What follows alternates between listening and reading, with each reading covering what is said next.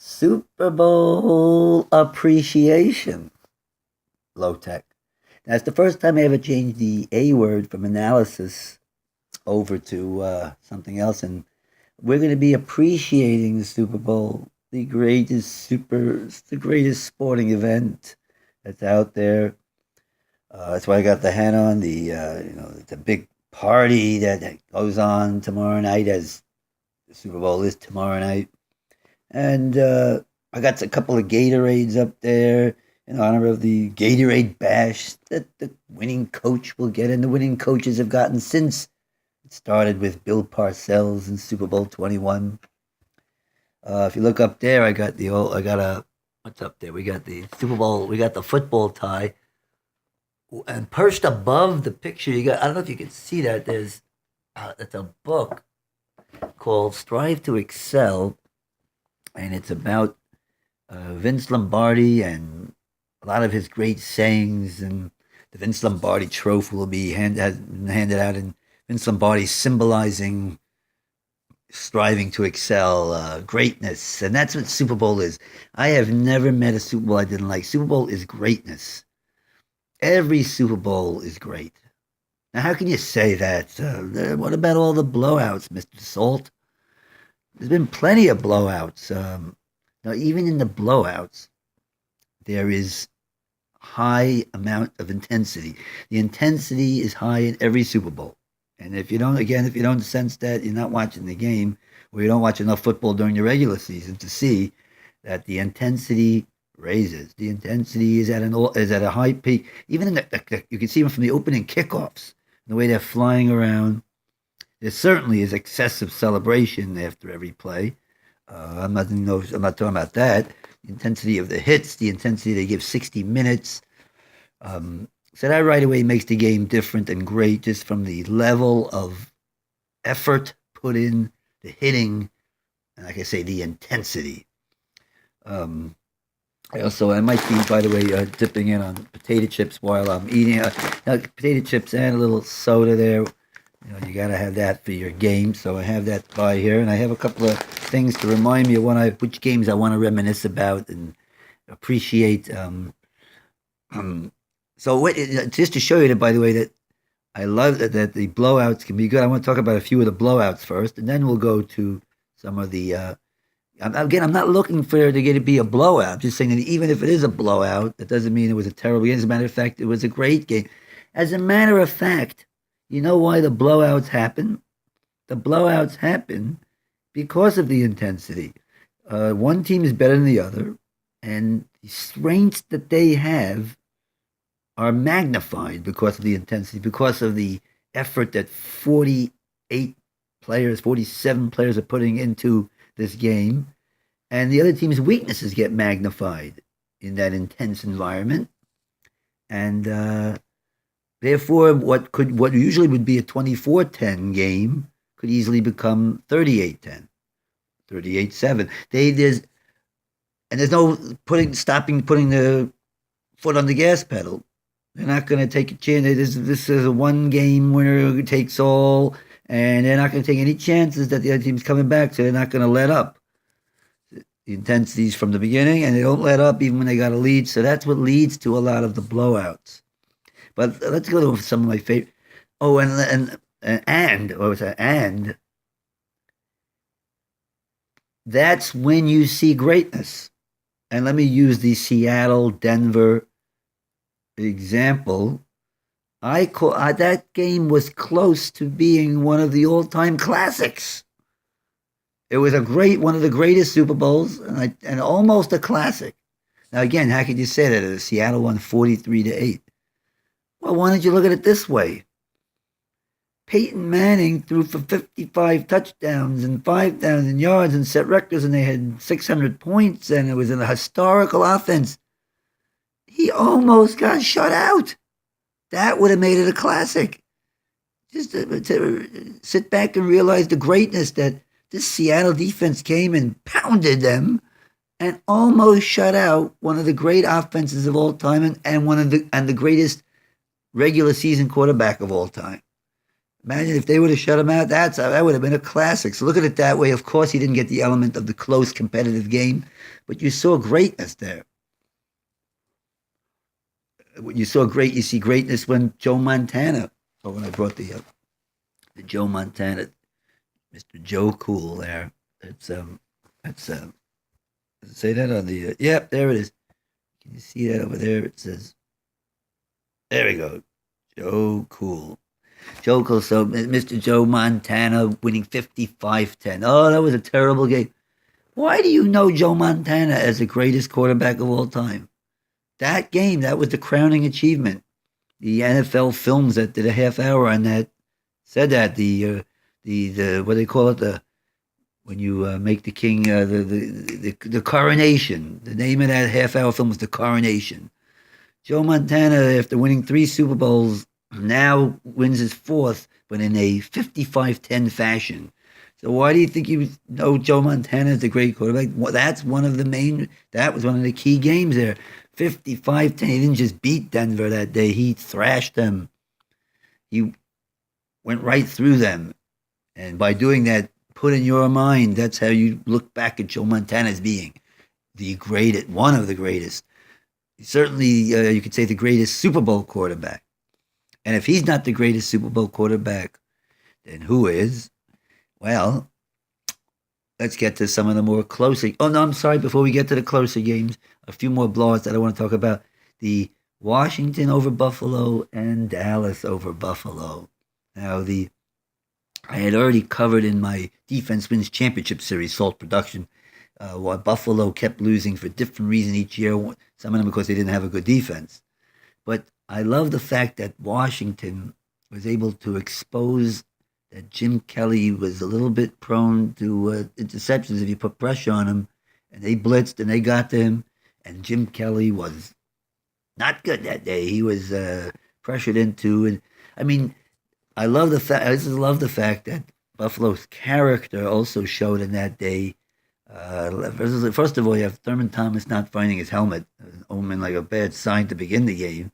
That's he couldn't find his helmet. He missed the first two plays, but I like the fact that it starts off zero. It's a 0-0 game, and slowly Washington finally scores in the early second quarter, 7-0. Another three. No, I'm sorry. They start off with three, then it becomes 10-0, then 17-0. Slowly, the game's in the second quarter. By the time we're at the end of the half, now Buffalo's driving towards the end of the half, hoping to get some points to get them, and in field goal range. They're in field goal range.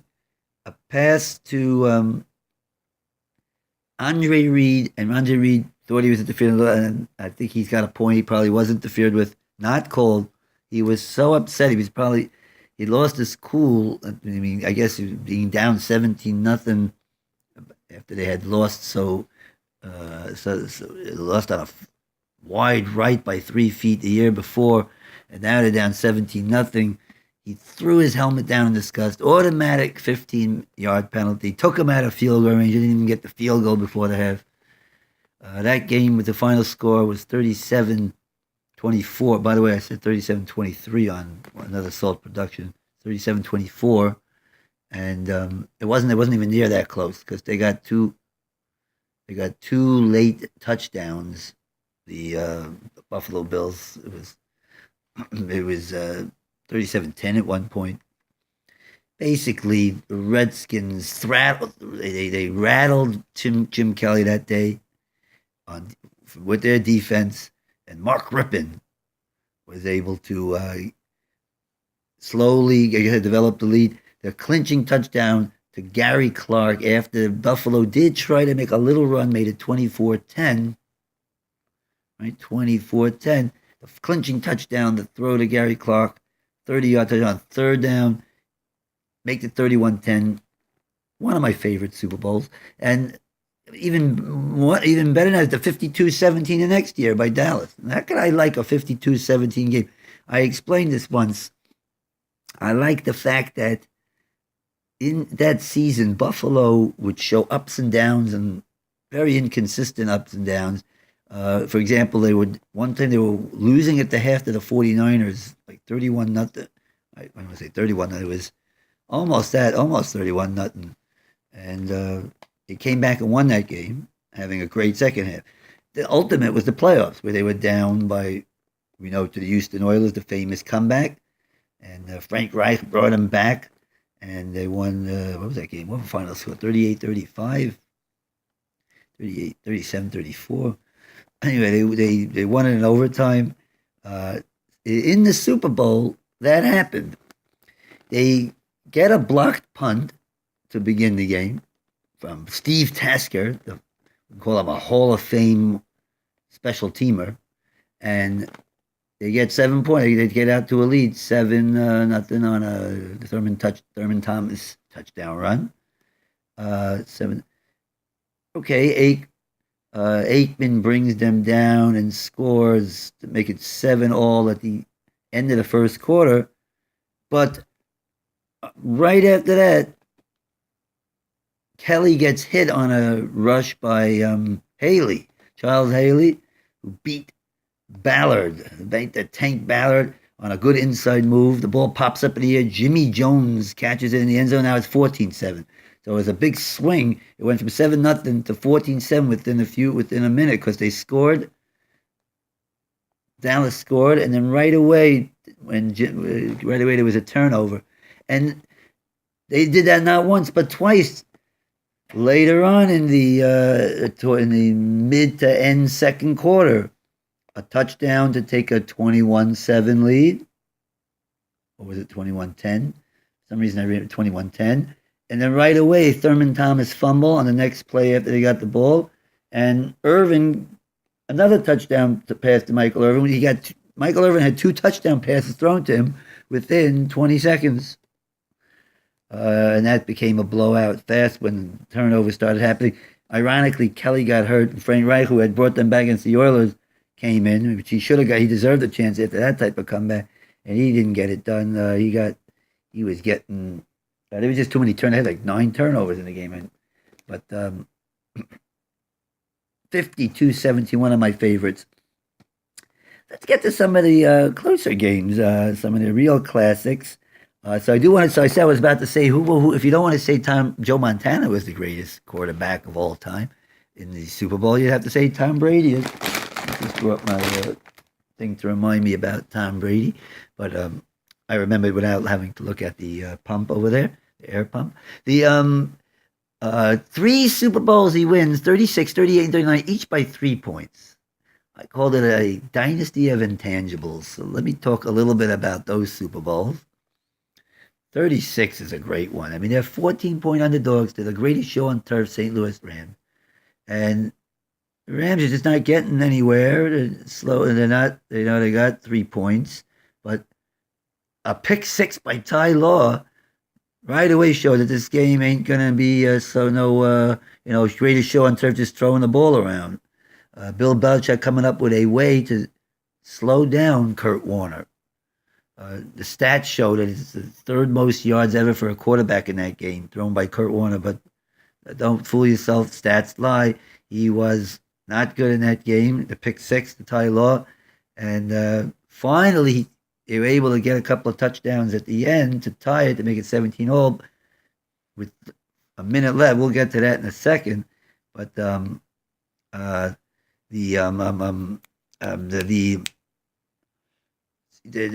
the pick 6 by Law, a touchdown before the half to make it 14-3. And then I said Warner came back and tied it 17-all. At that point, John Madden says New England's got to play for overtime. Yeah, right. Like Bill Belichick's going to play for overtime. We see, right, this is the beginnings of seeing, some of the early beginnings of seeing that you don't just play and sit on the ball for overtime. Even with a young rookie, Tom Brady, his first full year, Tom Brady, they slowly came down the field and then hit the 15, 20-yarder to Troy Brown to get into Adam Vinatieri's range. And Adam Vinatieri, like one of the great clutch kickers of all time, he hits 2 game-winning field goals for Super Bowls 36 and 38. We'll come back and discuss 38 and 39. Again, we're at the 15-minute mark already, and I'm going with this. But that was just some reminiscing, some Super Bowl appreciation production.